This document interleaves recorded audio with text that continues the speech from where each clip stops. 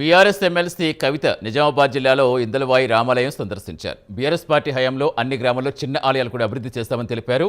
రాష్ట్రంలో ఆలయాల అభివృద్ధి కోసం కేసీఆర్ 2,000 కోట్లు ఖర్చు చేశారని తెలిపారు. వేములవాడలో రోజుకొక రాజన్న కోడి మరణిస్తున్నా కాంగ్రెస్ ప్రభుత్వం పట్టించుకోవడం లేదని ఆరోపించారు.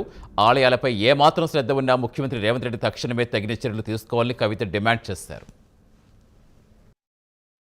పురాతన ఆలయాలను మంచిగా చేసుకోవడానికి ఇవ్వడం జరిగింది. ఇప్పుడు కాంగ్రెస్ పార్టీ హయాంలో మన తెలంగాణలోనే దక్షిణ కాశీగా చెప్పేటటువంటి వేములవాడ ఆలయంలో రోజొక రాజన్న కూడా చచ్చిపోతుంటే కూడా పట్టించుకోనటువంటి ప్రభుత్వం ఇవాళ నడుస్తున్నది. మరి ఆ వైఖరి పోవాలి. తెలంగాణ దేవాలయాల మీద గౌరవం ఉంటే ఖచ్చితంగా ముఖ్యమంత్రి గారు శ్రద్ధ చూపించి ఆపాలి. ఎందుకంటే గత 15 రోజులుగా వరుస పెట్టి వింటున్నాం. రోజు 4-5 కోడలు చచ్చిపోతున్నాయి వేములవాడలో. ఇది మనకు మంచిది కాదు, రాష్ట్రానికి మంచిది కాదు. తప్పకుండా ఈ విషయంలో ప్రభుత్వం శ్రద్ధ పెట్టాలని ఈ సందర్భంగా డిమాండ్ చేస్తూ, మరి తెలంగాణలో అనేకమైనటువంటి ఆధ్యాత్మిక క్షేత్రాలు ఉన్నాయి. వాటన్నిటి అభివృద్ధికి కూడా బీఆర్ఎస్ పార్టీ కట్టుబడి ఉన్నది.